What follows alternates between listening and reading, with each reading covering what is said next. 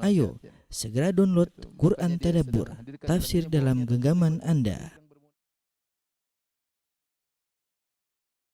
Bismillahirrahmanirrahim. Assalamualaikum warahmatullahi wabarakatuh. Innal hamdalillah nahmaduhu wa nasta'inuhu wa nastaghfiruhu wa natubu ilaihi wa na'udzu billahi min syururi anfusina wa min sayyiati a'malina. May yahdihillahu fala mudilla lahu wa may yudlil fala hadiyalah. Asyhadu an la ilaha illallah wahdahu la syarika lah wa asyhadu anna Muhammadan abduhu wa rasuluhu la nabiyya ba'dah. Ya ayyuhalladzina amanu taqullaha haqqa tuqatih wa la tamutunna illa wa antum muslimun. Ya ayyuhan nasu taqu rabbakumul ladzi khalaqakum min nafsin wahidah wa khalaqa minha zawjaha wa batha minhuma rijalan katsiran wa nisaa'a wattaqullaha alladzi tasaaluna bihi wal arham innallaha kana 'alaikum raqiba. Ya ayyuhalladzina amanu taqullaha wa qulu qawlan sadida yuslih lakum a'malakum wa yaghfir lakum dhunubakum wa may yuti'illaha wa rasulahu faqad faza fawzan 'azima amma ba'd fa in asdaqal hadithi kitabullah wa khairal huda huda Muhammadin sallallahu alaihi wasallam wa syarrul umuri muhdatsatuha wa kullu muhdatsatin bid'ah wa kullu bid'atin dhalalah wa kullu dhalalatin finnar. Ikhwani fillah wa akhwati fid din azani Allah wa iyyakum. Para pemirsa yang dirahmati Allah Subhanahu wa taala, terkhususkan kepada ibu-ibu majelis Al-Ittiba, majelis Ta'lim Al-Ittiba. Alhamdulillah pada kesempatan kali ini kita berkumpul melalui online Zoom dalam rangka untuk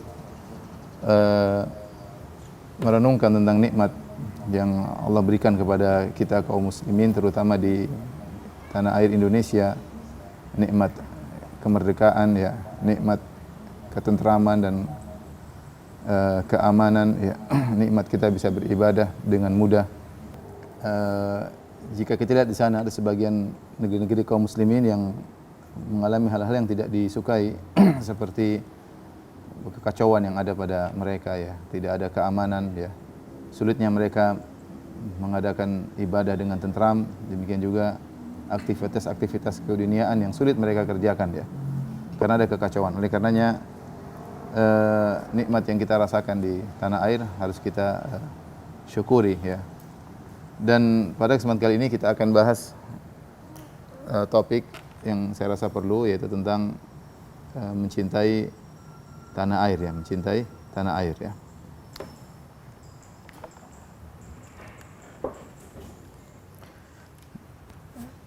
Kita mungkin bertanya, apakah mencintai tanah air Indonesia adalah merupakan suatu ibadah atau bukan ya?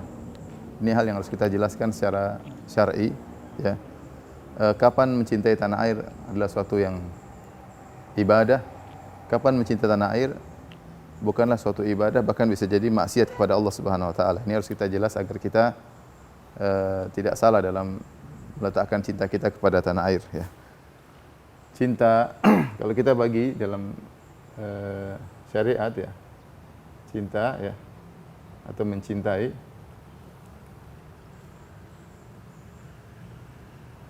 bisa kita bagi menjadi dua ya, yaitu mencintai yang syar'i, itu al-mahabbah syar'iyyah,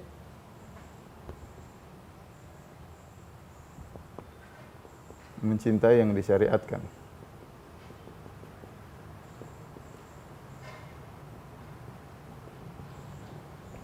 Kemudian yang kedua adalah al-mahabbah tabi'iyah ya.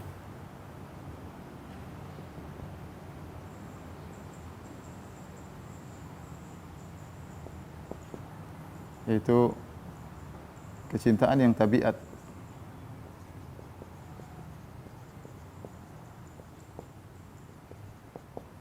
Yang ada pada tabiat manusia. Adapun cinta yang syar'i ini banyak ya. Seperti contoh ya, cinta kepada Allah ya misalnya, yang dia memang asalnya sudah disyariatkan, cinta kepada Allah. Kemudian cinta kepada Rasulullah, ya. Kemudian cinta kepada misalnya syariat, pada syariat Allah Subhanahu wa taala. Ya. Dan lain-lain, banyak sekali contohnya ya. Adapun cinta tabi'iyah, kecintaan secara tabiat, yaitu cinta yang memang merupakan cinta yang merupakan dasar tabiat manusia.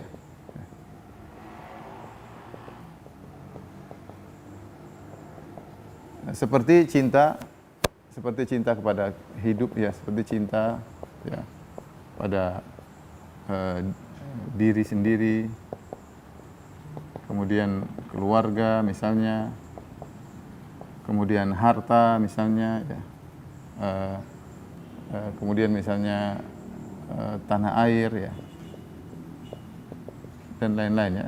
Seorang suka dengan dirinya, cinta kepada dirinya, cinta kepada istri, kepada anaknya, cinta kepada hartanya, cinta dengan rumahnya ya. Ini semua disebut dengan al-mahabbah at-tabi'iyah. Di antaranya yang Allah sebutkan misalnya dalam surat Taubah, kata Allah Subhanahu wa taala, yang para ulama mengatakan al-mahab as-samaniyah, 8 perkara kecintaan yang dia merupakan cinta tabi'iyah. Seperti firman Allah Subhanahu wa taala, "Qul in kana aba'ukum wa abna'ukum wa ikhwanukum wa azwajukum wa ashiratukum wa amwalin iktaraftumuha wa amwal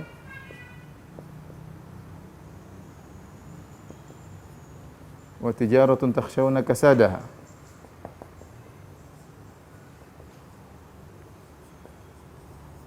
kemudian wa masakin tardawnaha wa masakin tardawnaha. Ini disebut oleh para ulama dengan al-mahab as-samaniyah, 8 perkara cinta tabi'id. 8 perkara yang dicintai secara tabiat.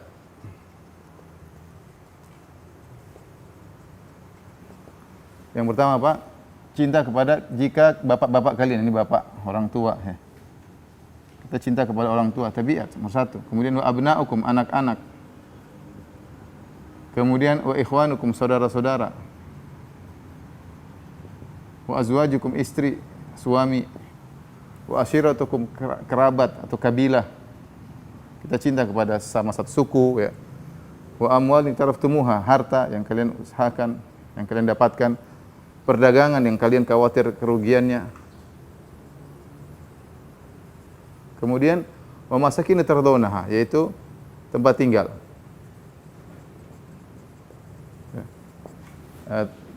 Coba kita hitung ya. Orang tua 1, 2, 3, 4, 5, 6, 7, 8. Ini 8. Ini semua disebut oleh para ulama dengan al-mahab as-samaniyah, yaitu perkara yang dicintai oleh seorang secara tabiat ya. Di antaranya adalah tempat tinggal, wa masakinu tardawnaha, tempat tinggal yang kalian cintai ya. Di antaranya cinta kepada tanah air ya. Nah, cinta kepada tanah air termasuk asalnya adalah cinta tabi'i. Cinta pada tanah air, hukum asalnya adalah cinta tabi'i. Cinta secara yang kita sebutkan ini, manusia punya dasar cinta kepada tanah airnya. Adapun dalilnya sangat banyak ya, bahwasanya menunjukkan itu cinta yang tabi'i ya. Dalilnya ya, misalnya Allah sebutkan dalam Al-Qur'an ya, misalnya firman Allah Subhanahu wa taala, "Walau anna katabna 'alaihim an ikhruju ya, an iqtulu anfusakum aw ikhruju min diyarikum ma fa'aluhu illa qalilun minhum." Ya. Walau anna katabna 'alaihim an iqtulu anfusakum aw ikhruju min diyarikum ma fa'aluhu. Kata Allah Subhanahu wa taala kepada Bani Israel, kalau kami wajibkan atas mereka untuk membunuh diri mereka atau untuk keluar dari negeri mereka, seandainya mereka dibebani untuk keluar dari kampung halaman mereka, ma fa'aluhu illa qalilun minhum, maka yang melakukan cuma sedikit. Di sini Allah mengatakan kalau seorang dibebani untuk keluar dari negerinya ya, maka itu adalah perkara yang berat. Tidak ada yang bisa melakukannya kecuali cuma sedikit. Itu menunjukkan bahwasanya cinta kepada negeri adalah perkara yang tabi'i, yang suatu yang sangat wajar. Orang cinta kepada tempat tinggalnya, tanah kelahirannya adalah suatu yang diakui dalam syariat, bahwasanya itu adalah cinta tabi'i. Kemudian juga misalnya firman Allah Subhanahu wa taala dalam ayat yang lain, kata Allah Subhanahu wa taala, orang-orang Bani Israil berkata, "Wa ma lana wa ma lana alla nuqatila fi sabilillah wa qad ukhrijna min diyarina wa abna'ina. Mereka mengatakan, kenapa kami tidak berjihad di jalan Allah Subhanahu wa taala sementara kami telah dikeluarkan, diusir dari negeri kami. Wa qad ukhrijna min diyarina wa abna'ina. Ya kita mau jihad saja ya. Mereka berkata kepada nabi mereka, kita tetap akan berjihad. Bagaimana tidak berjihad? Kita sudah diusir dari negeri kami.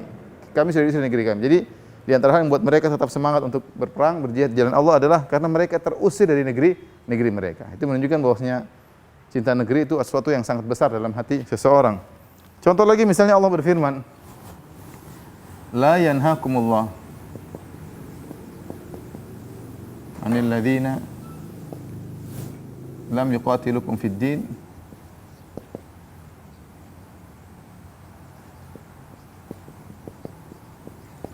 wa lam yukhrijukum min diyarikum an tabarruhum wa tuqsitu ilaihim.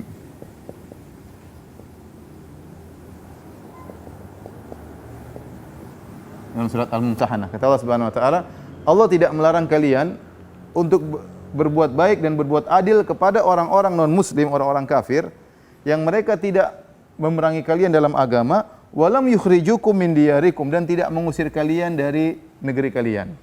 Kalau orang ada non-muslim tidak mengusir kita dari negeri kita, tidak memerangi agama kita, maka kita berbuat baik kepada mereka. Ya. Ini juga disebut tentang keluar dari negeri. Ya.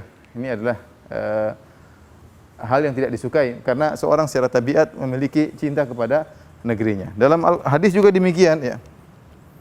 Tentang mahabbah tabi'iyah, yaitu dalam hadis.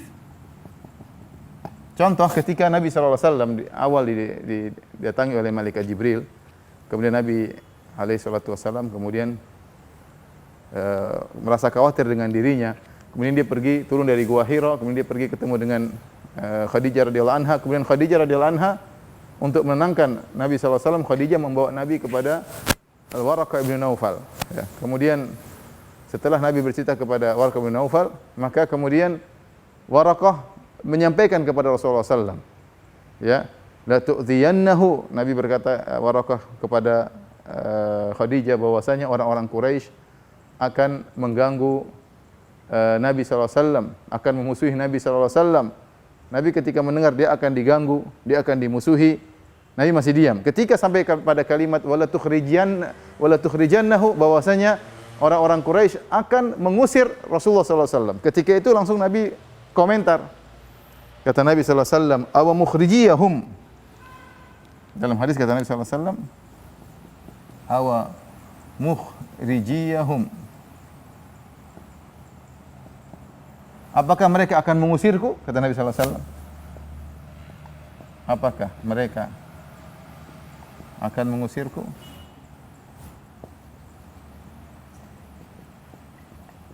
Sebagian ulama hadis ketika mengomentari perkataan Nabi, dia berkata bahwasanya ini berat bagi Nabi sallallahu alaihi wasallam. Dimusuhi, oke. Disakiti, oke. Tapi diusir dari kampung halamannya, yang dia lahir di kota Mekah, tinggal besar di kota Mekah, berdagang, menikah di kota Mekah, punya anak di kota Mekah. Kemudian diusir, maka dia mengatakan awa mukhrijiyahum, mereka akan mengusirku. Ya. Jadi aneh suatu hal yang berat bagi Rasulullah SAW. Kenapa? Karena cinta kepada negeri adalah suatu yang tabi'i, suatu hal yang wajar. Ya. Oleh karena ketika Nabi SAW keluar dari kota Mekah ketika diusir, Nabi SAW berkata, innaka la khairu ardillah wa ahabbu ardillah ila Allah. Walaula anna qaumaki akhrajuni ma kharajtu minki. Kata Nabi SAW, wahai kota Mekah, engkau adalah negeri yang paling dicintai oleh Allah, ya. Negeri yang terbaik di sisi Allah Subhanahu wa taala. Kalau bukan kaum mengusirku, aku tidak akan pergi keluar dari kota Mekah. Kenapa? Karena Nabi SAW cinta kepada kota Mekah. Tapi Nabi harus meninggalkan kota Mekah dan itu ujian. Oleh karenanya Al-Aini berkata, ibtalallahu nabiyahu bi firaqil watan. Nabi SAW diuji dengan meninggalkan kampung halaman. Di antara ujian yang dialami oleh Nabi adalah meninggalkan kampung halaman. Meninggalkan suatu kota yang sangat dia cintai, meninggalkan suatu kota yang penuh dengan banyak kenangan indah yang dia rasakan dengan istrinya, dengan keluarganya, dengan anak-anaknya, harus ditinggalkan kota tersebut, dan itu ujian bagi Nabi sallallahu alaihi wasallam. Sebagaimana nabi-nabi terdahulu juga diuji.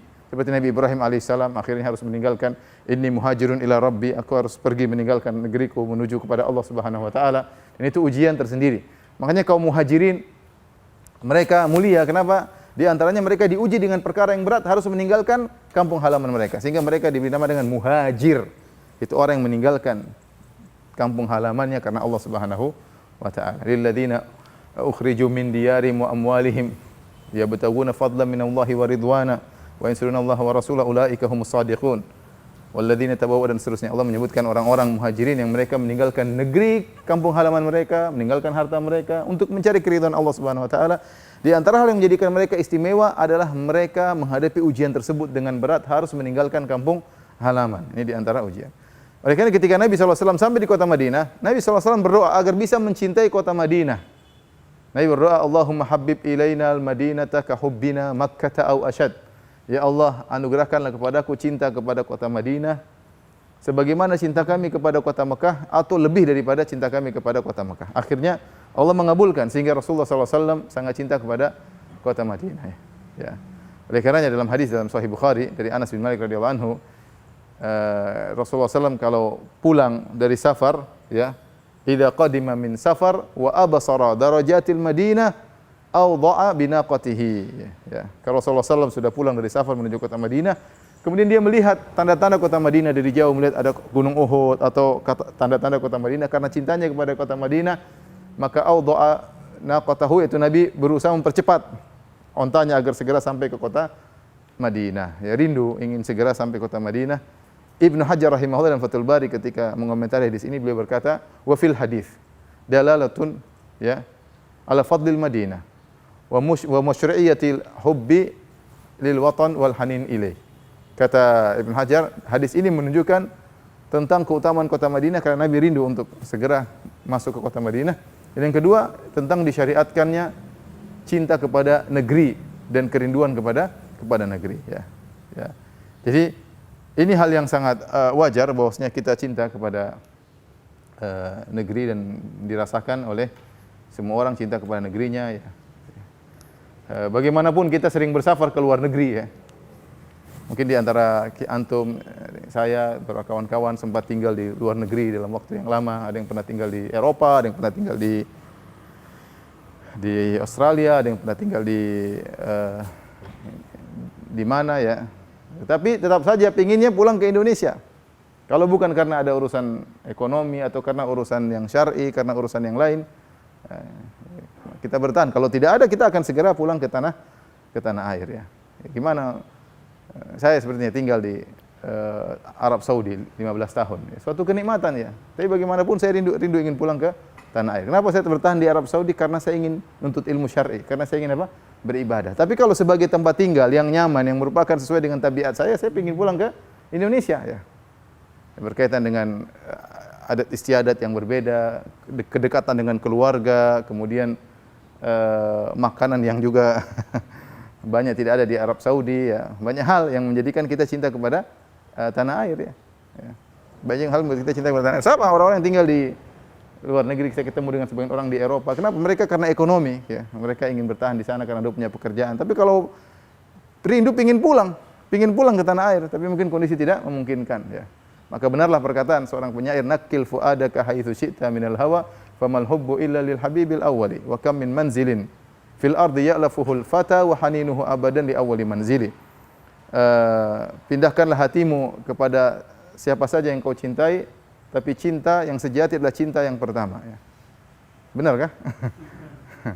Tapi cinta yang sejati adalah cinta yang pertama. Wa kam min manzilin fil ardi ya'lafuhul fata wa haninu abadan li awwali manzili. Betapa banyak tempat di atas muka bumi yang pernah disinggahi oleh seorang pemuda, tetapi kerinduannya selalu kepada tempatnya yang pertama. Kerinduannya selalu adalah tempat yang pertama. Jadi tidak diragukan seorang cinta kepada negerinya, ya. Ya. Dan ini maksudnya kita bicara, ya, artinya alhamdulillah saya sudah ke beberapa tempat, misalnya pergi ke Eropa, saya pernah ke Australia, ya. Saya pernah di Arab Saudi, ya. Saya pernah ke negeri-negeri Islam yang lain. Tapi kalau untuk liburan okelah 2 minggu. 2 minggu, udah 3 minggu sudah mulai bosan. Pingin apa? pulang. Ini gimana pengen pulang? Antum yang tinggal Jogja bagaimana pengen pulang balik ke Jogja ya.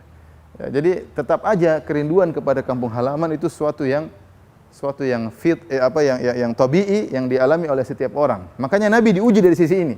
Nabi diusir dari kota yang dia cintai, yaitu kota Mekah. Maka ini menunjukkan bahwasanya cinta kepada negeri adalah cinta yang tabii. Taib.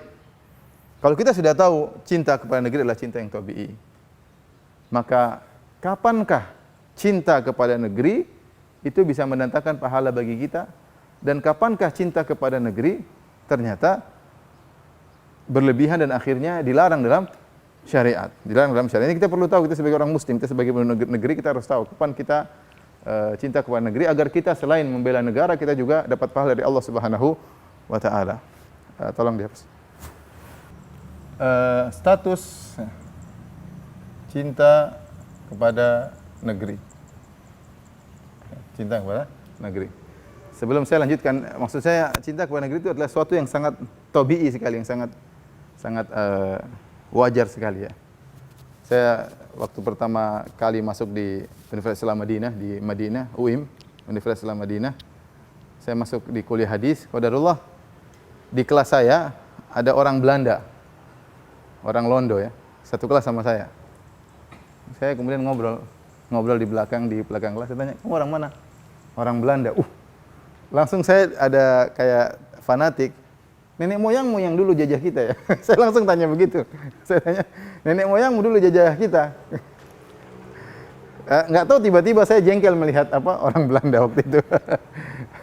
Dia bilang, iya nenek memang benar, tapi nenek saya orang Jawa katanya. Oh ya sudah, kalau gitu kita kawan katanya.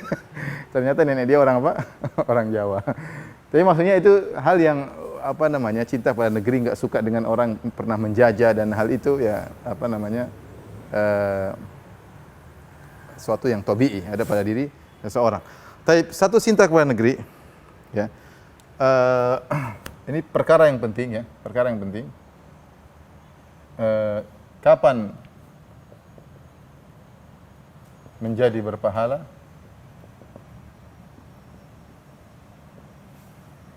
Kapan tidak? Kapan dilarang? Kapan dilarang? Taib, kita bicara secara syar'i ya. Ada hadis terkenal, hadis yang masyhur, hadis terkenal, hubbul watan minal iman. Ini adalah ungkapan kalau kita katakan dianggap sebagai hadis,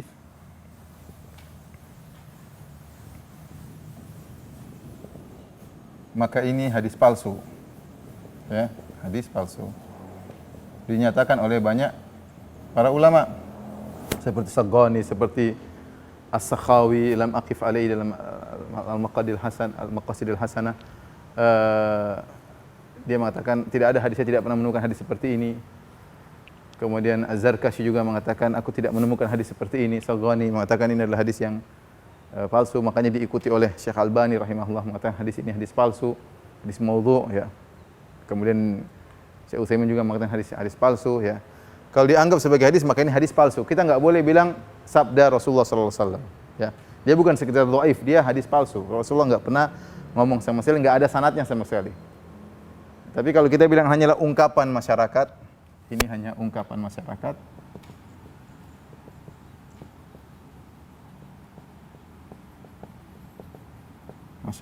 ya, maka ditinjau.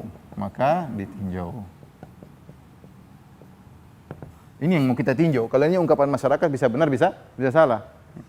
Karena kalau kita bilang hubbul watan minal iman, secara mutlak cinta negeri adalah keimanan secara mutlak, maka banyak hal yang harus kita perhatikan.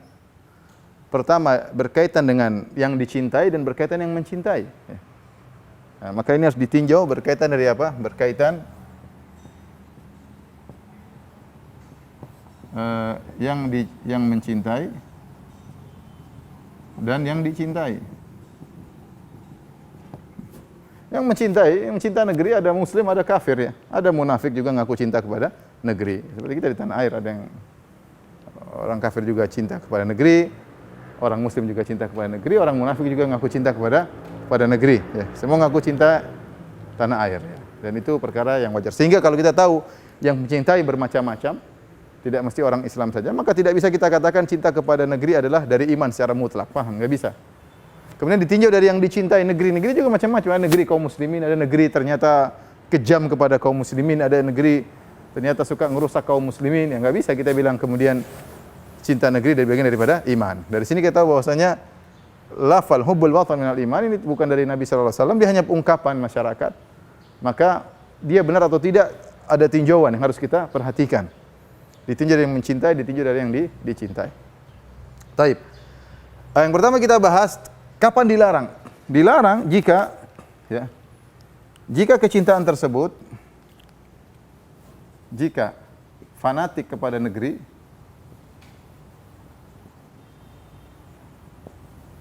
ternyata sebab permusuhan di antara kaum muslimin, permusuhan di antara kaum muslimin di dunia ini.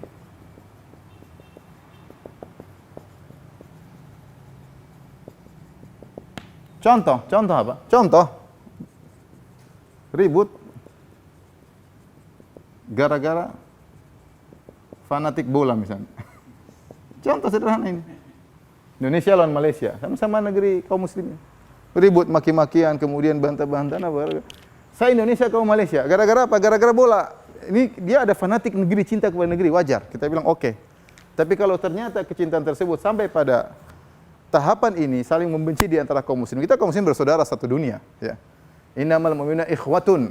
Sungguhnya orang beriman itu apa? Bersaudara. Kita bertemu tiap tahun di haji dengan berbagai macam negara, baik berkulit putih, berkulit hitam, berkulit coklat, berkulit merah, berkulit sawo matang, sawo kuning langsat, mau abu-abu. Kita semua kaum muslimin. Kullukum min Adam wa Adam min turab. Kalian semua dari Adam, Adam dari apa? Tanah. La fadla lil Arabi 'ala al-ajami walal ajami 'ala al-arabi walal ahmar 'ala al-abyad wal abyad 'ala al-ahmar illa bi taqwa. Tidak ada keutamaan orang Arab kepada non-Arab, non-Arab kepada Arab, orang putih di atas non-putih, yang tidak putih kecuali dengan apa? Ketakwaan. Tapi apa? Kita semua dari keturunan Nabi Adam. Innamal mu'minuna ikhwah. Perhatikan.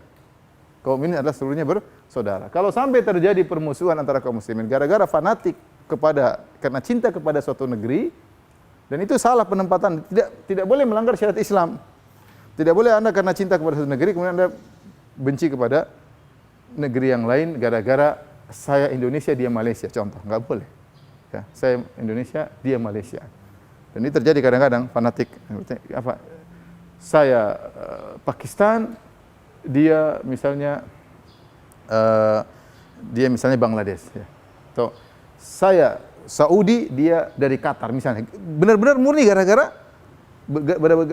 gara-gara negeri, cinta kepada negeri, dan ini tidak boleh. Makanya dalam Sahih Bukhari, Sahih Muslim, ketika ada seorang muhajir, jadi kaum muhajirin, kaum ansar lagi berkumpul, ada seorang sahabat dari kaum muhajir, dia wakana la'aban, dia suka bermain-main. Maka dia memukul bokong dari seorang ansor. Dia bercanda, dia mukul bokongnya, aib lah mukul bokong seorang ansari. Maka orang ansar ini marah, ghadaban syadid, dan dia pun marah, maka dia berteriak, ya lal ansar, wahai kaum ansar. Dia sebut nama ansar, menumbuhkan fanatik ansar. Dia panggil, tolong, maksudnya bela saya, wahai kaum ansar. Yang muhajirin yang menggoda, yang bercanda, dia berkata, ya lal muhajirin, wahai kaum muhajirin. Nabi bilang, ada apa ini? Satu sebut ansar, sebut muhajirin. Padahal gelar ansar, gelar muhajirin ini gelar mulia yang Allah sebut dalam Al-Qur'an. Gelar mulia atau bukan? Gelar mulia. Tetapi tatkala gelar mulia ini digunakan dalam rangka untuk bertengkar di antara kaum muslimin, maka Nabi marah. Maka Nabi SAW berkata, ma balu da'wal jahiliyah. Ya. Apa ini? Ada seruan-seruan jahiliyah. Da'uha fa innaha muntinah. Tinggalkan seruan-seruan tersebut, itu adalah perkara yang busuk. Fa innaha khabithah, dalam riwayat yang lain itu perkara yang buruk, ya. Dalam riwayat kata Nabi SAW, abi da'wal jahiliyah wa ana baina adhhurikum, apakah kalian berani mengungkapkan seruan-seruan jahiliyah sementara aku masih ada di antara kalian? Padahal saya ingatkan tadi, padahal gelar ansar itu syariat atau tidak? Syariat atau tidak? Syar'i. Allah dalam Al-Qur'an banyak Ya, as-sabiqunal awwalina minal muhajirin wal ansar. Orang pertama masuk Islam dari kaum muhajirin kaum ansar. Ya, Allah memuji ya. Allah sebut muhajirin ansar dalam Al-Qur'an, dalam hadis banyak sekali. Itu adalah gelar yang syar'i bagi mereka. Namun tatkala gelar tersebut ternyata digunakan untuk mengadu domba di antara kaum muslimin, maka itu disebut dengan seruan apa? Jahiliyah. Seruan jahiliyah. Maka ini tidak diperbolehkan. Maka tidak diperbolehkan. Apalagi ternyata gelar-gelar tersebut bukan gelar-gelar yang syar'i. Gelar yang syar'i saja kalau dijadikan sebagai sarana untuk mengadu domba di antara kaum muslimin, maka tidak diperbolehkan. Maka saya katakan, kalau fanatik kepada negeri ternyata sebab permusuhan di antara kaum muslimin di dunia ini, ya, tanpa ada landasan yang syar'i, ya, bisa jadi terjadi pertikaian. Tapi kalau saya benci sama dia karena saya Indonesia, dia Malaysia, karena fanatik kepada suatu tanah air, maka ini tidak boleh. Dia tahu di manapun ada, di negara manapun ada, jangankan negara, suku manapun. Ada orang akhlaknya buruk, ada akhlaknya apa? Akhlaknya baik. Ya, seperti itu. Suku manapun, mau suku apapun. Ada yang baik, ada yang buruk. Ya. Negara manapun demikian. Ya. Saya tidak suka orang negara sana. Kenapa? Orangnya sombong-sombong. Tidak semua. Saya punya kawan-kawan yang sangat baik, yang tawadhu. Mungkin kau ketemu dengan orang-orang yang buruk, itu nasibmu. Kan nasib saya ketemu dengan orang yang baik-baik. Oleh karena tidak bisa kita, berarti bukan karena negaranya, tapi karena dianya. Kau tidak suka dia karena dianya, bukan karena fanatik kepada tanah air. Kemudian kau benci dia, tanah airnya beda, saya tanah airnya beda, kemudian kita saling membenci. Ini tidak diperbolehkan. Ini contoh dilarang, ya, cinta kepada tanah air, tapi dilarang karena menimbulkan permusuhan, pertikaian di antara kaum muslimin. Ya. Tidak boleh. Baik. Ya, tadi ya saya ingatkan tadi, kenapa ini harus ditinjau, tadi saya ingatkan kembali, karena yang mencintai tadi bisa jadi apa? Bisa jadi muslim, bisa jadi munafik, bisa jadi kafir. Yang dicintai bisa jadi negeri kaum muslimin,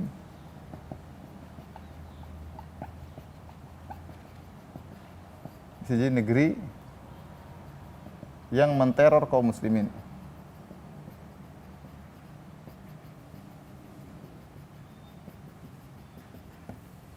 Ini contoh hasil tinjauan bahwasanya bisa jadi dilarang dan bisa jadi berpahala. Taib. Ini yang penting yang kita bahas. Kapan cinta kepada negeri menjadi berpahala? Dan ini disinggung oleh Syekh Utsaimin rahimahullah dalam kitabnya Syarah Riyadhus Shalihin. Ya, kapan seorang berpahala ketika mencintai negerinya, ketika mencintai negerinya. Dia harus masuk dalam bab, ya. Jadi kaidah seluruh cinta tabi'i, perhatikan ini, seluruh cinta tabi'i menjadi syar'i, berpahala jika masuk dalam koridor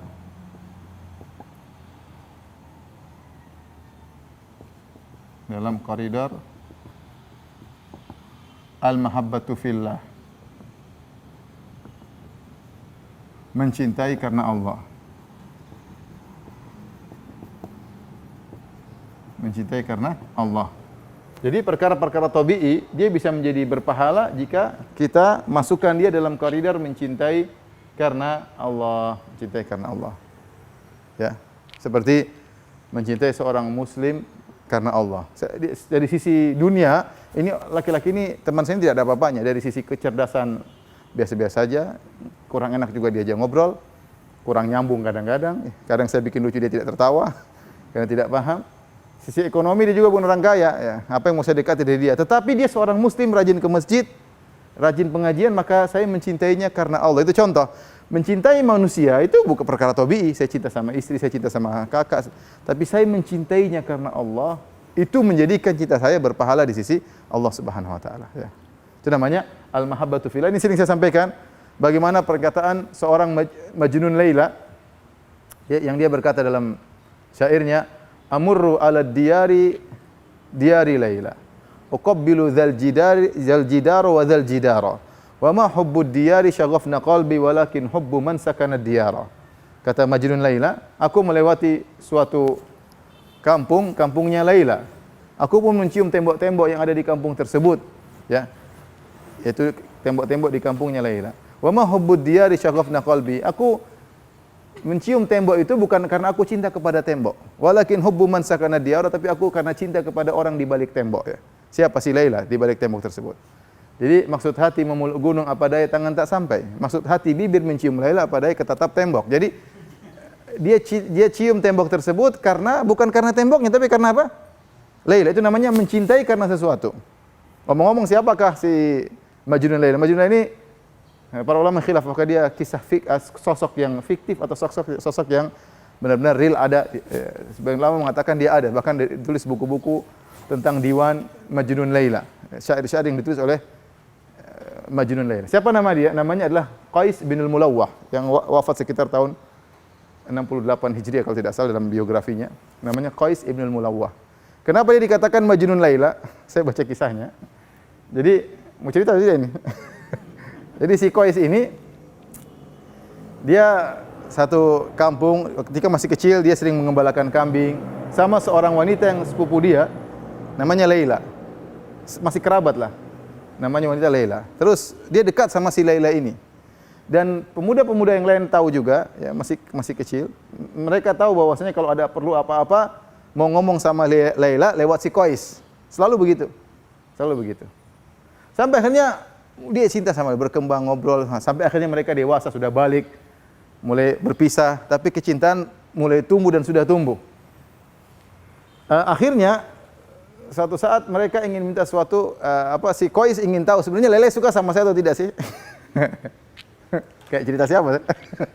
Jadi si Qais ingin tahu Laila suka sama saya atau tidak. Akhirnya suatu hari dia sampaikan kepada Laila hajat dia. Biasanya kalau dia sampaikan hajat orang buat jadi pemberi syafaat selalu diterima keperluannya. Suatu saat dia menyampaikan keperluan kepada Laila. Ternyata Laila tidak memenuhi permintaannya. Habis itu akhirnya dia hancur hatinya. Ternyata yang dia duga selama ini Laila cinta sama dia karena obrolan, dan ternyata bertepuk sebelah tangan. Maka dia pun mulai bikin syair-syair.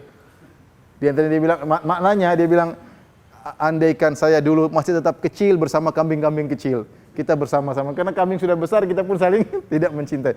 Ternyata Laila juga cinta sama dia. Ternyata Laila sedang ngetes, benar nggak dia cinta sama saya? Akhirnya ternyata keduaan saling mencintai. Si Qais bin Mulawwah ini akhirnya dia tergila-gila sama Laila, bikin syair. Bapaknya lihat, kamu ini anakku ini sakit jiwa ya. Akhirnya dia datang kepada kerabatnya untuk melamar si Laila. Tapi sudah terlanjur di masyarakat terkenal ini orang Majnun Laila, tergila-gila kepada si Laila. Akhirnya mereka lapor kepada dia ngelamar si Laila. Bapaknya Laila bilang, nggak mungkin saya nikahkan Laila dengan putramu. Orang-orang sudah kenal dia si penggila Laila. Masa saya mau nikahkan putri saya dengan orang gila? Akhirnya tidak dinikahkan. Si Majnun Laila semakin apa? Semakin majnun. Akhirnya ada yang bilang kepada bapaknya, kalau kau ingin anakmu sembuh, bawa ke haji. Dibawalah anaknya pergi hajian. Ya, kemudian dia berdoa ketika melempar jamrah, dia berdoa. Dalam doanya dia mengucapkan ini, syair-syairnya semua ada. Dia berdoa, ya Allah, orang-orang minta semua diampuni. Aku minta agar aku dipersatukan dengan Laila. Setelah itu terserahlah ya Allah, yang penting aku sama dengan Laila. Saking ini. Tiba-tiba ada orang teriak memanggil seorang wanita, "Ya Laila." Tiba-tiba dengar Laila langsung dia pingsan. Intinya itulah sampai dikenal dengan apa? Majnun Laila. Intinya terakhir Laila meninggal dunia ya. Tapi antum kalau baca ceritanya nantilah. Ini saya kasih mukadimah saja. Tapi intinya itulah yang disebut dengan Majnun Laila yang menjadi perhatian kita. Dia mencium tembok bukan karena cinta kepada tembok, tapi cinta karena ada yang di balik tembok. Nah, kita kalau ingin menjadikan kecintaan kita bernilai pahala di Allah, kita harus menjadikan cinta-cinta tabiat tadi karena Allah Subhanahu wa taala ya. Contoh misalnya saya punya rumah besar. Kenapa saya cinta rumah saya? Rumah saya ini alhamdulillah, dengan rumah ini saya bisa berbakti sama orang tua, dengan rumah ini saya bisa bikin pengajian di rumah. Cinta sama rumah tabii, tapi ketika kita mencintai rumah tersebut karena Allah jadi berpahala ya. Cinta sama istri, tabii. Saya cinta sama istri, ya cantik, dia ini saya suka, wajar ya. Saya dulu ya, ngelamar dia karena saya cinta sama dia. Tapi kalau cuma sekedar itu saja, tidak ada pahalanya. Tapi ketika saya cinta dia karena Allah menyuruh saya menyayangi istri, karena Allah menyuruh, karena Allah, maka cinta saya kepada istri saya bukan cuma cinta tabii, bahkan bernilai menjadi cinta yang syar'i, berpahala di sisi Allah Subhanahu wa taala. Faham? Seperti itu ya. Seperti itu.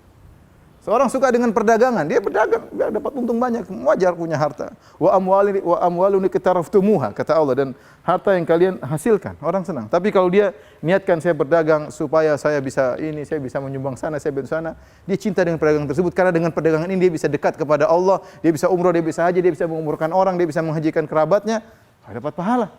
Dapat pahala. Berarti dia mencintai perkara-perkara tabii tersebut karena apa? Karena Allah Subhanahu wa ta'ala. Jadi seorang bisa menggabungkan dalam dirinya cinta tabii plus cinta karena Allah Subhanahu wa ta'ala ya. Sebagaimana tadi Majnun Laila, cinta tembok karena apa sih? Si Laila. Baik. Sekarang bagaimana kita menjadikan cinta tanah air berpahala di sisi Allah Subhanahu wa ta'ala? Itu kan yang kita membahas. Gimana kita cinta NKRI ini supaya bernilai pahala di sisi Allah Subhanahu wa ta'ala.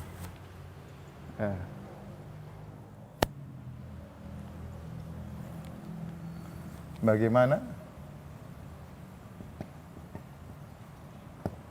menjadikan cinta pada NKRI berpahala di sisi Allah Subhanahu wa taala. Kita bisa menjadikan cinta kepada NKRI ya, karena saya bilang tadi mencintai tergantung yang mencintai, tergantung yang dicintai. Ada peninjauan. Bagaimana kita bisa menjadikan peninjauan agar cinta kepada NKRI ini berpahala di sisi Allah Subhanahu wa taala? Banyak tinjauan yang bisa kita ambil. Ya, perhatikan ya. Pertama, kita mau tidak mau harus akui bahwasanya ya Indonesia negeri mayoritas kaum muslimin.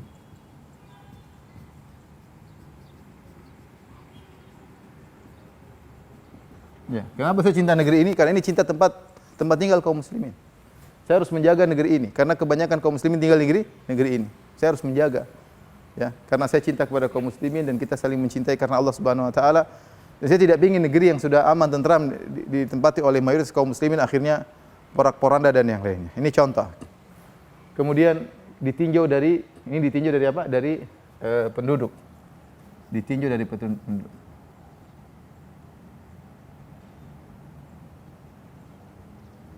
Kemudian misalnya ditinjau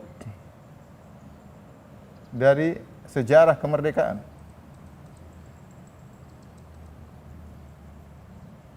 Mau tidak mau kita harus akui bahwasanya secara umum ya, negeri ini merdeka dengan Allahu Akbar. Secara umum negeri kita ini merdeka dengan apa? Allahu Akbar. Dan tokoh-tokoh yang membentuk negeri ini rata-rata orang Islam. Rata-rata orang Islam. Dan secara mau tidak mau kita harus akui bahwasanya penjajah orang Londo dan yang lainnya rata-rata non muslim ya. Oleh karenanya kita tahu bahwasanya negeri kita ini dibangun di atas perjuangan pahlawan-pahlawan secara umum, pahlawan kaum muslimin ya, yang mereka memperjuangkan jiwa raga mereka ya, mereka mengorbankan nyawa mereka ya dengan takbir Allahu Akbar ya.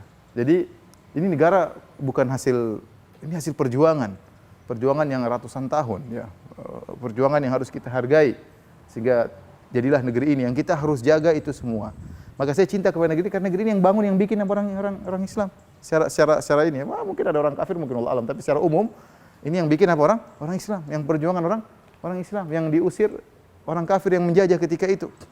Ya. Tokoh-tokoh Islam yang membangun negeri ini, ya.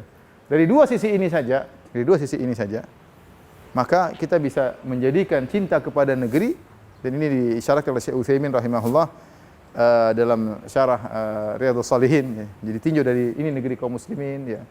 Maka kita bisa cinta kepada negeri ini ya. Kita cinta kepada negeri ini karena Allah Subhanahu wa taala, maka kita harus jaga negeri ini, kita harus cinta negeri ini, kita jauhkan dari hal yang bisa mengganggu ketentraman negeri ini ya. Dan itu semua bernilai pahala di sisi Allah Subhanahu wa taala.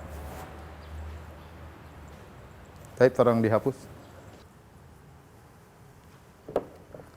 Taib. Terakhir mungkin bahasan akan saya sampaikan adalah tentang bukti-bukti cinta kita kepada NKRI. Mana bukti-bukti cinta kita?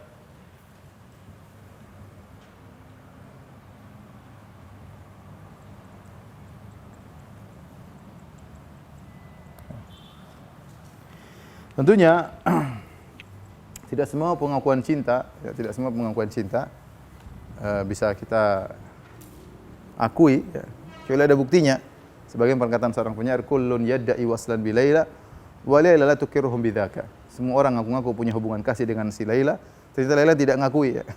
Banyak ngaku kekasihnya Laila, ternyata Laila tidak kenal, ya.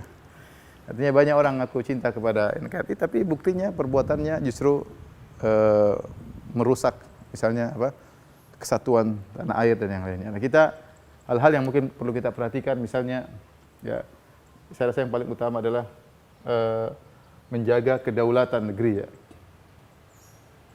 Jaga kedaulatan negeri. Ya. Artinya segala hal-hal yang bisa merusak, ya, kemerdekaan yang telah diraih oleh para pahlawan, ya, kita hindari, ya.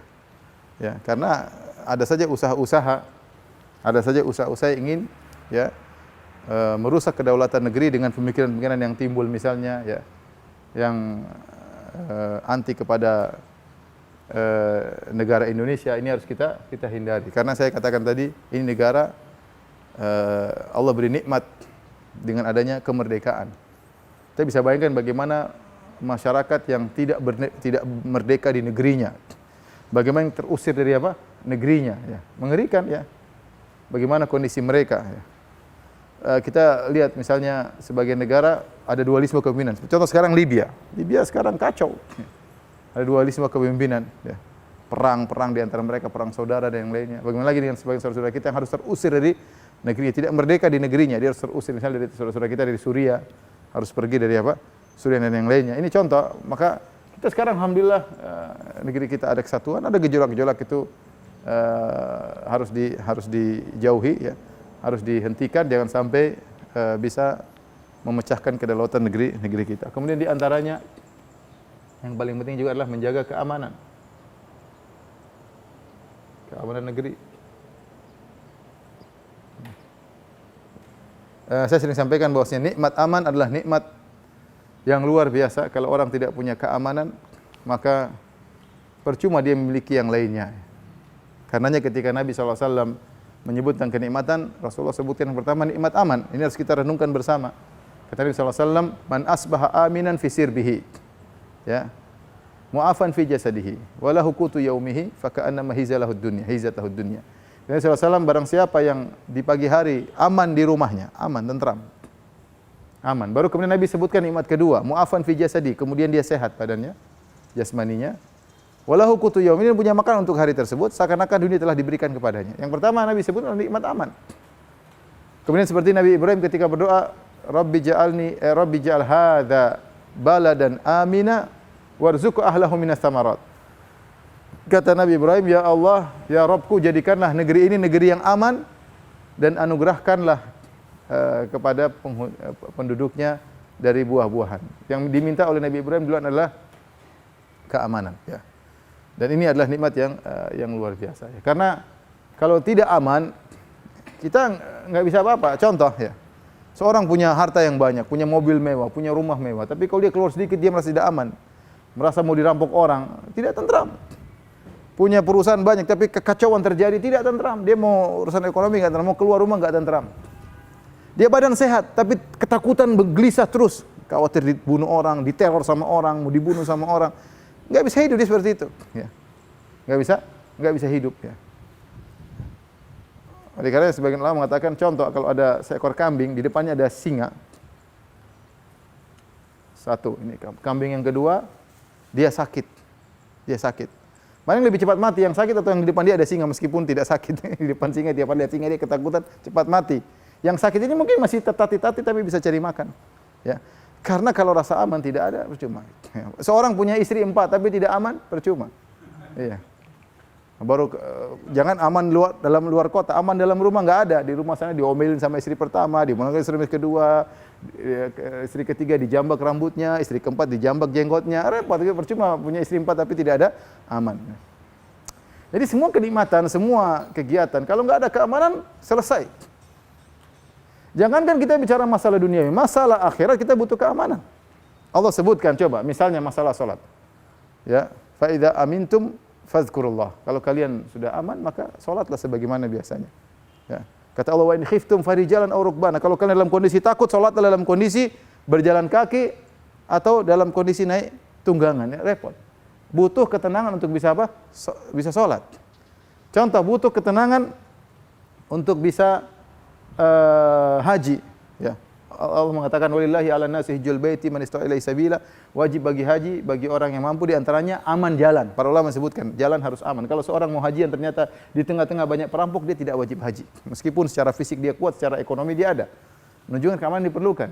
Kata Allah, fa idza amintum faman tamatta'a bil haji ilal faman tamatta'a bil umrati ilal haji famastaysara minal haji. Kata Allah dalam surah Al-Baqarah, kalau kalian sudah aman maka silakan haji tamattu. Tapi ada situ kalau kalian aman.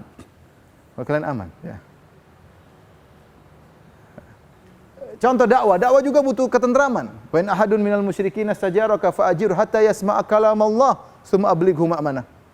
Kata Allah dalam surat At-Taubah, ya, kalau ada seorang kafir, ya, musyrik, ya, minta perlindungan darimu, maka lindungilah dia agar dia bisa baca Al-Qur'an.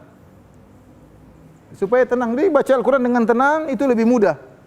Ya, sehingga bisa masuk taklim kepada pelajaran kepada benaknya dengan adanya keamanan. Kalau nggak ada keamanan gimana? Seorang belajar kemudian bom sana, bom sini, dung. Gimana mau belajar? Bagaimana mau hafal Al-Qur'an sementara dengar bom tiap hari? Jadi keamanan itu penting. Makanya para ulama sebutkan ketika dakwah Nabi SAW berdakwah dari Mekah 13 tahun, kemudian dakwah sampai di Madinah, sampai perjanjian Hudaybiyah 13 tambah 6 yaitu 19 tahun, ya. Ketika itu yang masuk Islam sedikit, enggak banyak. Paling 2.000, 3.000 orang.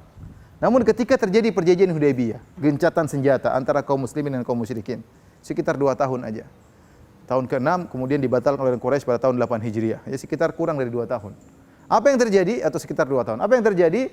Dari 2 tahun tersebut dalam kondisi aman, interaksi antara orang kafir dengan orang musyrik dengan orang Islam, mereka mendengar Islam, mereka berinteraksi, mereka bisa berpikir tenang untuk menerima Islam, akhirnya masuk Islam banyak. Dalam waktu 2 tahun tersebut ternyata yang masuk Islam sekitar mungkin 6.000 7.000 orang. Sementara Nabi sudah 19 tahun 3.000 paling maksimal atau 4.000. Dalam waktu 2 tahun. Kenapa? Karena ada keamanan dan ketenteraman, ya. Maka dakwah juga butuh keamanan, ya. Kita semua aktivitas kita butuh keamanan, ekonomi butuh keamanan, jalannya pemerintah butuh keamanan, ya. Kita ke rumah sakit juga butuh keamanan, kita mau dakwah juga, sholat juga butuh keamanan, ya. Maka aman ini adalah nikmat yang paling penting. Bahkan kata sebagian ulama, setelah iman, nikmat yang paling penting adalah keamanan, ya. Makanya Nabi SAW ketika melihat hilal, kata Nabi SAW, Allahumma ahillahu alaina bil amni wal iman. Ya Allah, munculkanlah hilal kepada kami, ya, munculkanlah hilal di atas keamanan dan keimanan, ya. Kami minta keimanan, ya. Minta keamanan, ya. Kita juga setiap hari dalam zikir pagi petang kita berdoa, Allahumma stur aurati wa amin rawati. Ya Allah, tutuplah auratku wa amin rawati, dan juga tenangkanlah jiwaku. Tenangkanlah apa? Jiwaku, ya. Karena nikmat aman. Nah, hati-hati, ini perkara poin yang sangat penting, menjaga keamanan negeri, ya. Dan ini adalah tanggung jawab bukan cuma polisi dan tentara, bukan cuma pemerintah, tanggung jawab seluruh, ya, seluruh penduduk negeri. Segala hal yang bisa merusak keamanan jauhi. Jangan sampai Anda mempunyai andil dalam merusak keamanan, ya. Jangan merusak keamanan. Betapa banyak kejadian-kejadian di sana yang namanya pemerintah tidak ada yang sempurna, ya. Yang sempurna hanya Rasulullah sallallahu alaihi wasallam. Sedangkan pemerintahan di zaman Khulafaur Rasyidin saja yang kita bilang sempurna masih banyak yang protes. Ya, ini Khulafaur Rasyidin masih banyak yang protes. Bukankah Umar dibunuh? Ya, bukankah Utsman dibunuh, berontak orang datang masuk rumahnya dibunuh? Bukankah Ali dibunuh radhiyallahu ta'ala anhum ajma'in? Apa kurangnya mereka bertakwa kepada Allah? Tapi maksudnya kalau kita bilang ada yang protes pasti ada ya. Kalau di pemerintahan yang sempurna saja ada saja yang protes, apalagi yang mungkin jauh dari sempurnaan, masih banyak kekurangan. Tapi jangan sampai kekurangan yang ada menjadikan kita kemudian mendukung kemudian terjadi kekacauan. Betapa banyak negeri yang mereka sudah mendapatkan kenikmatan, keamanan meskipun tidak sempurna, mereka ingin cari yang lebih sempurna, ternyata lebih hancur. Mereka sudah punya rumah kecil, mereka ingin bangun rumah besar. Caranya bagaimana rumah kecil mereka hancurkan dulu, ternyata rumah besar tidak bisa mereka bangun. Itu banyak terjadi. Kita contoh-contoh negeri lah banyak. Kita bicara Yaman, sekarang hancur-hancuran. Kita bicara Libya, bicara Gaddafi ya kayak apa ya. Kita kalau dengar cerita macam-macam, banyak protes, banyak ini, apa korupsi lah macam-macam lah. Terus orang tidak puas, dibunuh, sekarang hancur-hancuran. Nggak usah kita bicara Suriah. Suriah ya sudah, aku tidak setuju dengan gini-gini macam-macam. Mungkin terbunuh sudah 1 juta orang, sudah betapa banyak wanita diperkosa. Dahulu mungkin, dan waktu itu ketika awal fitnah di Suriah, banyak orang bertanya kepada ulama-ulama kibar di Arab Saudi, ulama senior. Kata mereka jangan, itu fitnah. Jangan berontak, itu fitnah. Tapi ulama-ulama muda, wah, dai-dai yang di podium kayak singa, wah, luar biasa. Ayo marah, ngamuk, wah, ribut. Akhirnya orang terbongkar semangat mereka, bergelora semangat mereka. Kemudian berjalan waktu 1 juta orang meninggal dunia. Ya, kalau ente ditanya, misalnya saya ditanya, Ustaz Firanda, bolehkah saya melawan senjata lawan pemerintah, tapi nanti yang mati 1 juta orang? Apakah saya bilang boleh? Yang akan, kalau saya berotak ini dengan teman-teman, nanti 1 juta orang meninggal, kemudian ribuan wanita diperkosa, anak-anak, gimana? Makanya, maksud saya, bukan berarti kekurangan yang ada menjadikan kita, menghalalkan kita untuk bikin kekacauan di tanah air yang sudah diperjuangkan oleh pahlawan-pahlawan kita ratusan tahun. Ini dijaga. Ada kekurangan kita perbaiki dengan prosedur yang baik. Ya, jangan sampai kita turut andil dalam menghilangkan keamanan yang ada di negeri kita ini. Ya, kita bersyukur kepada Allah. Bukan kita bersyukur kemudian kita pasrah tidak melakukan perubahan. Silakan yang punya kemampuan untuk merubah negeri ini lebih baik, silakan. Tapi jangan pakai anarkis. Ya. Jangan pakai arogan, jangan pakai, silakan. Yang punya ilmu silakan ilmu, yang pandai berpolitik silakan berpolitik, yang silakan. Silakan. Masing-masing berjuang di jalannya masing-masing. Yang bisa berdakwah, yang bisa perbaiki pendidikan, lakukan perbaikan. Bukan dengan kemudian hancur-hancuran, ribut, kemudian lebih parah daripada yang sebelumnya. Makanya tadi banyak orang ingin bangun rumah besar, rumah yang ada masih kecil yang mungkin ada bolong-bolongnya dihancurin dalam rangka bangun rumah besar. Ternyata rumah kecil hancur, rumah besar tidak terbangun. Maka seorang berpikir cerdas, kekurangan tetap ada, ya, bagaimana dia menghadapi kekurangan tersebut agar tidak menjadi lebih parah. Maka jangan sampai Anda punya andil dalam merusak keamanan yang ada di negeri ini. Ya.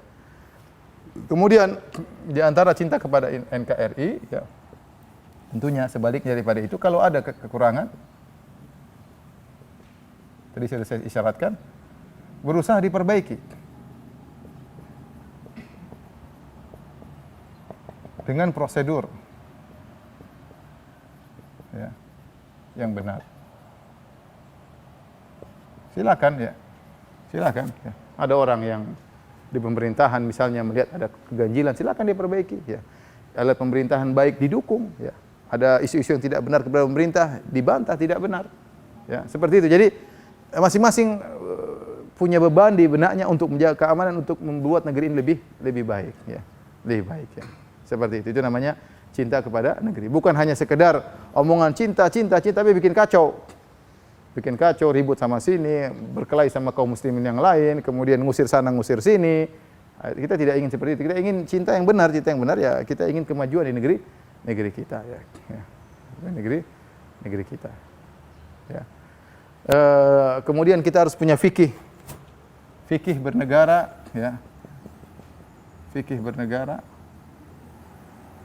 Atau ketika, ya, menghadapi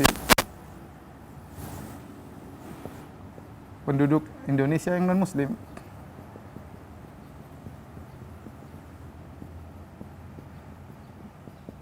Ya, ini kita harus tahu bahwasanya di negeri kita ya bukan cuma orang-orang Islam, ada negeri orang-orang non muslim yang kita harus tahu bagaimana bermuamalah dengan mereka dengan cara yang baik ya.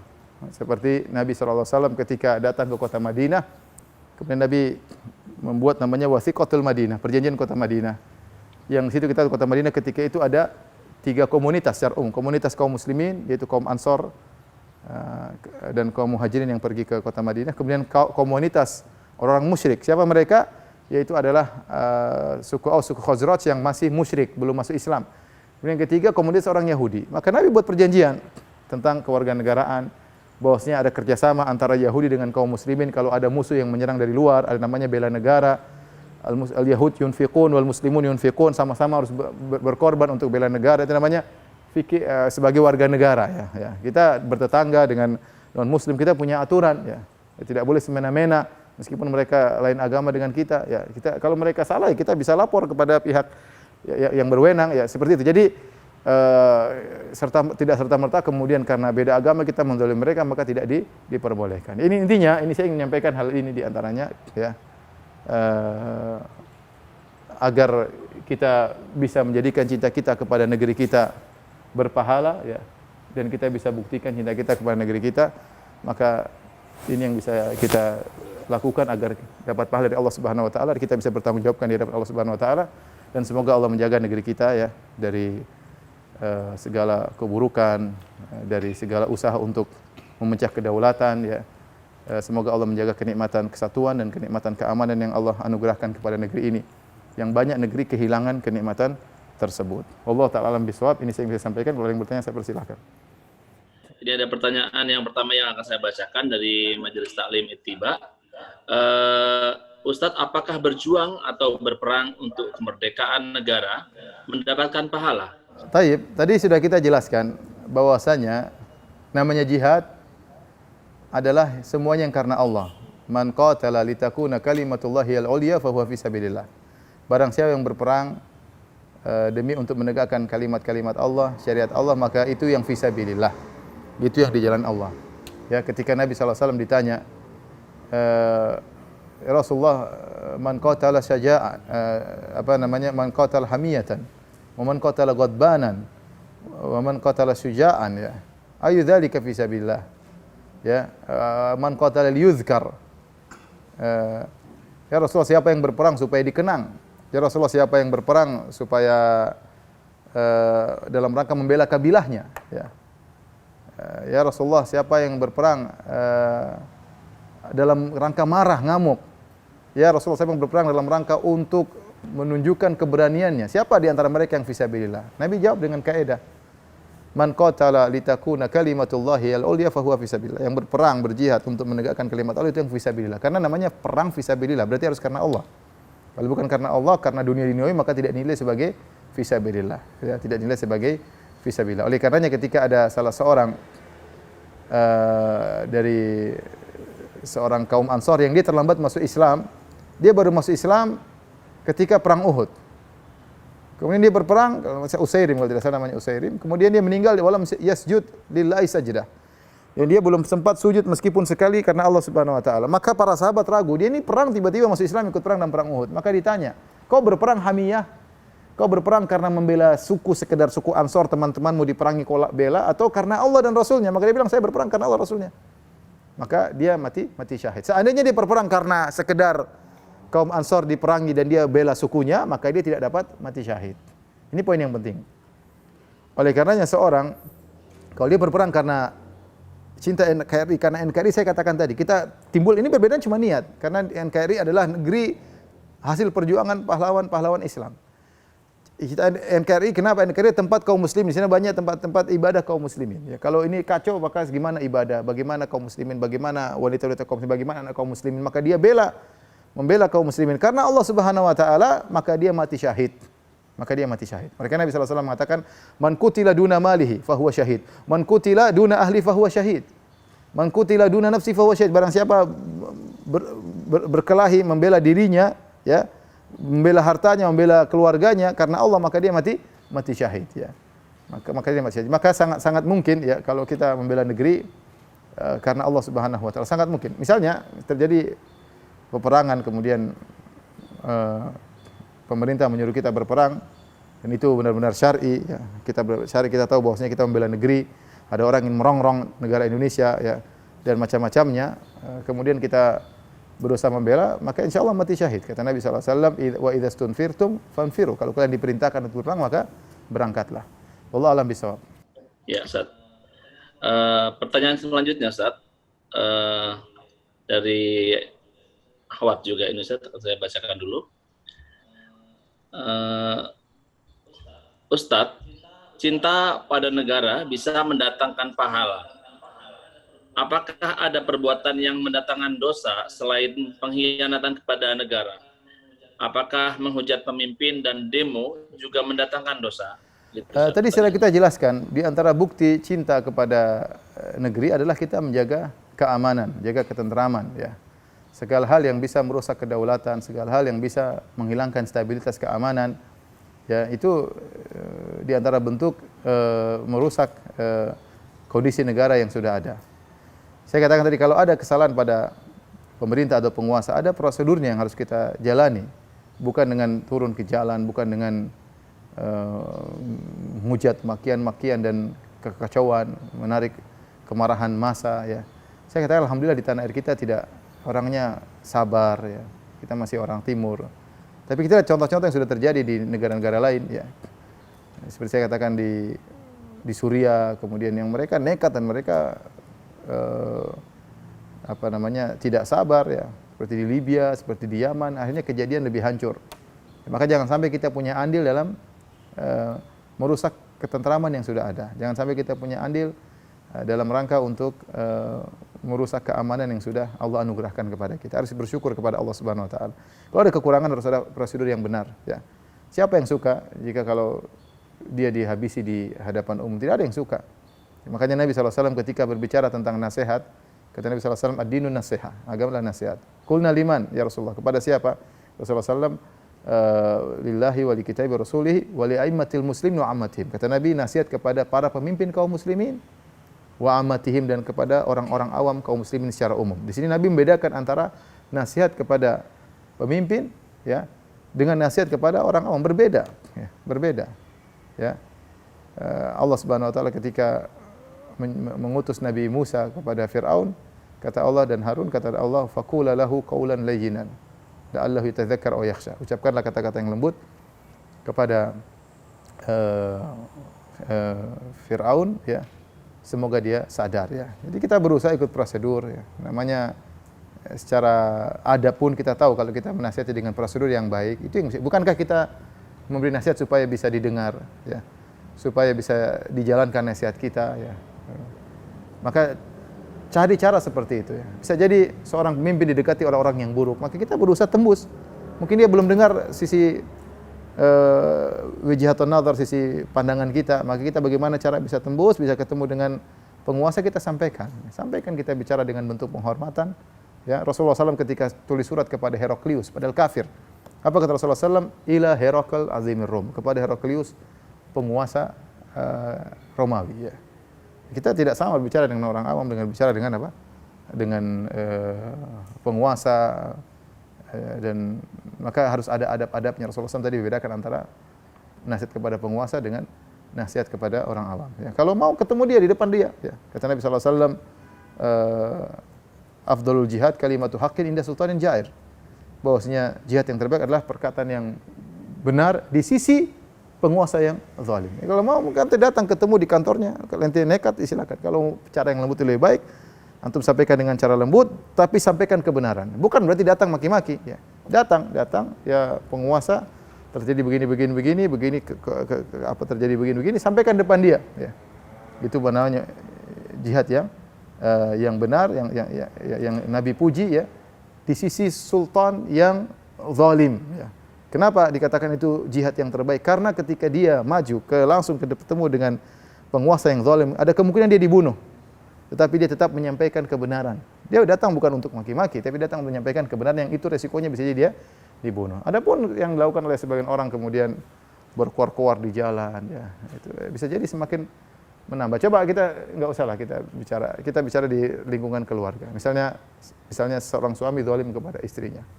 Sisinya keluar-keluar di luar. Suami saya zalim, kira-kira saya mau tambah sayang sama istri saya atau saya tambah tak pegat, tak nikah 2, 3 sekalian.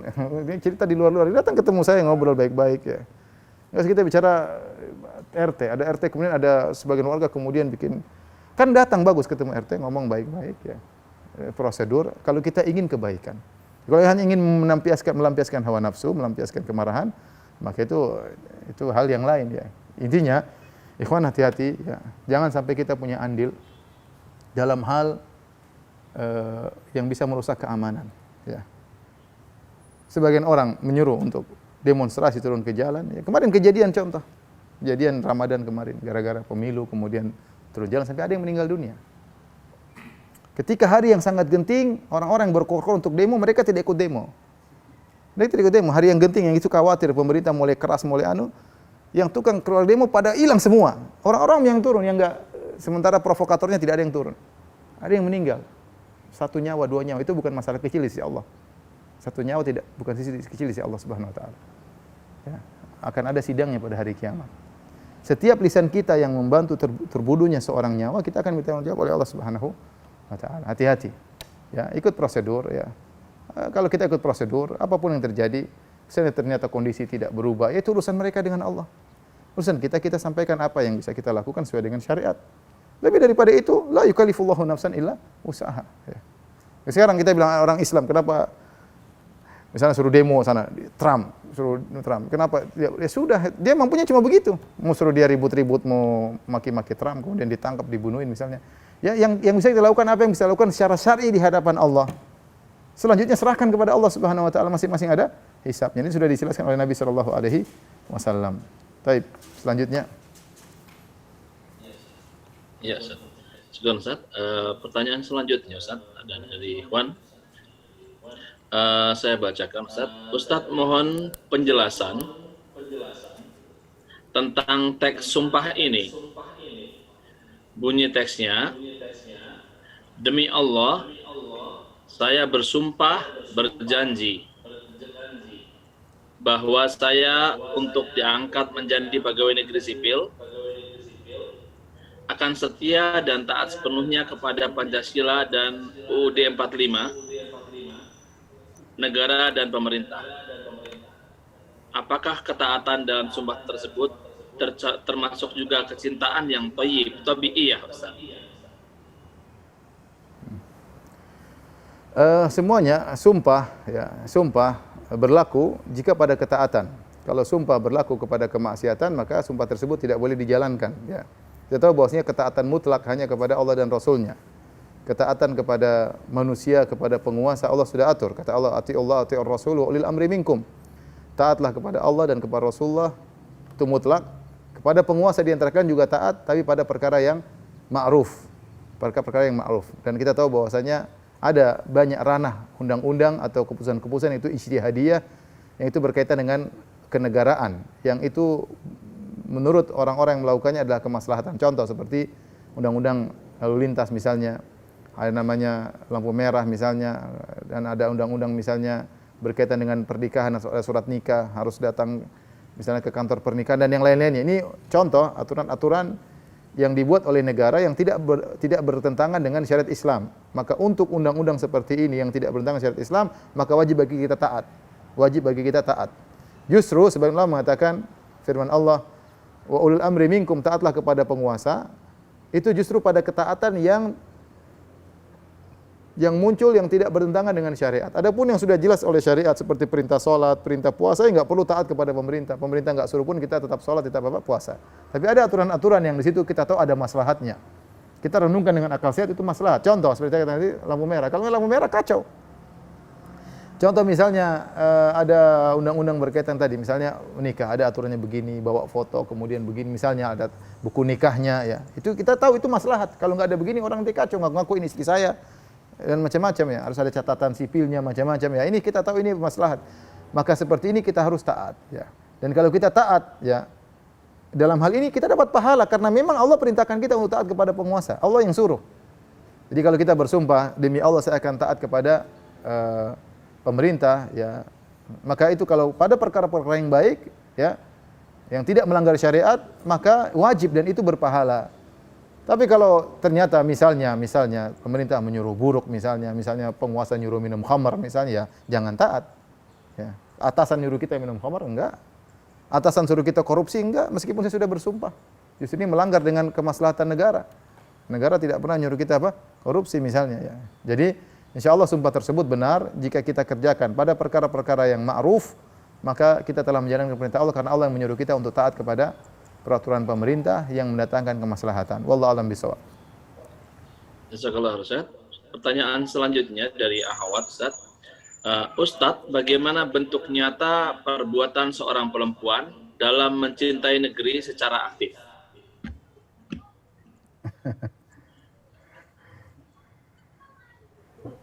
Ya gimana ya? Ya, ngurus anak yang baik aja lah. Anaknya disuruh jangan bikin kacau, ya. Anaknya disuruh jadi warga negara yang baik, yang cinta kepada negeri, bela bangsa di kemudian hari, memusuhi orang-orang yang koruptor, yang memusuhi orang-orang yang tidak benar, menunjukkan. Jadi diajarkan syariat, insya Allah itu bentuk negeri. Saya bilang orang kalau menjalankan syariat Islam dengan baik, dia pasti cinta negerinya. Dia pasti ingin kebaikan bagi apa? Negerinya. Dia pasti ingin kebaikan bagi negerinya. Wallahu a'lam bishawab, ya. Tapi Bang Pitung pilih pertanyaan terakhir, Bang Pitung. Bisa nggak? Bisa, Ustaz.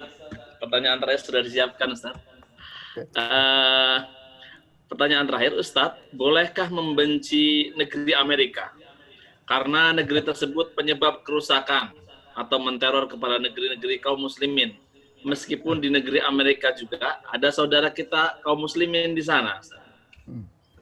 Jadi kembali cinta dan benci semuanya karena Allah Subhanahu wa taala. Kata Nabi sallallahu alaihi wasallam, "Man ahabba lillah wa abghadha lillah wa a'ta lillah wa mana'a lillah faqad istakmalal iman." Ya. Barang siapa mencintai karena Allah,